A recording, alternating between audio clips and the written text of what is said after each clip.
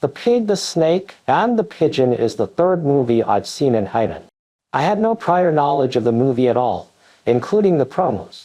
I saw it when I went into the movie theater. 周处除三害的故事你听过吗？大家只记得周处，没有人会记得被周处杀掉那两个是谁。One look and you're hooked. This movie has a particularly strong sense of life, showing the life of the underclass people in Taiwan province, such as the triads, shootings, and murders. In the movie, we get to see ramshackle neighborhoods, something you don't see when you go on a prescribed route tour. This movie is an extremely rich look at criminal activity in Taiwan province. From the very beginning of the movie, it's all about the killings, and the killings are even more so throughout the movie, and even the massacre that occurs at the end. The movie is restricted, and the suspense is set up so well from start to finish that it keeps you wanting to watch it. The story whets your appetite right up to the end, the most profound being the sequence where the cult brainwashes people. One of the great things about this movie is the portrayal of the cult leader, which convinces us of the cult leader through the male protagonist's point of view, and even makes the male protagonist genuinely repentant of his sins. Feeling sorry for society and others, he vowed to change himself and make a new life. When I saw the protagonist being publicly whipped and having his hair cut off, people like me who were known as anti-cult fighters in the early days and who debunked tons of supernatural scams and cult masters couldn't see where the plot was going to go from there. I thought the story was about the persuasive effect of religion on people, but I never thought I would end up seeing the evils of cults and the ugliness of human nature played out to the extreme. From an anti-cult perspective, this movie is well worth watching to get an idea of what triads and cults are like in Taiwan. This movie shows a different Taiwan, where it's incompetent police and frequent crime in the lives of the underclass. The story has a very pretty actress who plays a character who becomes a sex slave controlled by a fugitive, a plot that is on full display throughout the movie. From a viewer's point of view, I think it's difficult for mainland China to make such a restricted movie. I admire the creators of this movie for bringing the antagonist to life. Also, the actors in the movie are very good and have a good chance of winning the jury award. Interesting point is that one of the actors in the show is portrayed as being similar to Tsai Ing-wen, and those who watched the movie with me had the same opinion. It is said that the movie was not much watched on the first day of its release, and by the second day it was hot, and by the third day it was at the top of the box office. This reflects a high level of appreciation among mainland Chinese audiences. Mr.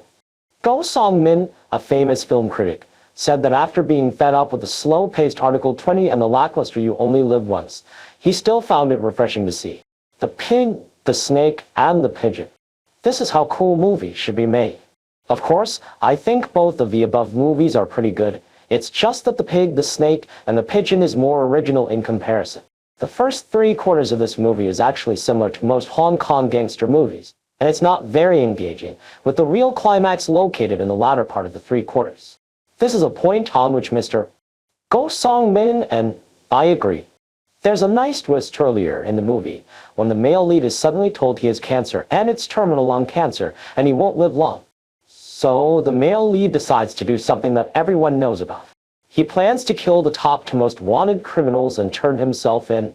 Go Song-min said that in 1952, Akira Kurosawa's movie Lust for Life also depicted the story of a man dying of cancer who wanted to do something meaningful and planned to transform a junkyard into an amusement park. I don't know if this movie was influenced by Lust for Life, but the director tried to make the characters behavior logical, which is right and respectful to the audience. There are many movies nowadays that audiences watch and don't believe is because your structure doesn't hold up. Your character's mental logic doesn't hold up, and the audience is left wondering. When you don't show a reasonable cause and effect relationship, the character's behavior loses its plausibility.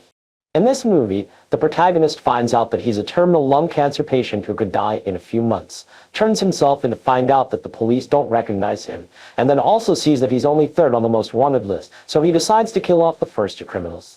The movie isn't without its flaws, such as the main character being stabbed in the abdomen and nailed into a coffin. It's a little too amazing that he was able to come back from the coffin dead. What makes it the most shocking is the big killing spree at the end, when he realizes that the most wanted man he's been looking for turns out to be this cult leader. So the protagonist shoots the cult leader, and as he's about to turn around and leave, he finds the remaining members of the cult tray organizing the rest of the group to sing. So he chooses to return and tells the people at the scene that anyone who doesn't leave within a minute will die. Some choose to run away and some choose to stay, so the protagonist kills all those who remain. According to Ko Sung-min, once people blindly worship and believe in cults, it means they are incomprehensible and cannot communicate, so killing them becomes the most pleasant solution. The movie is excellent and well worth watching to give us a strong insight into Taiwan society. Thanks for watching. But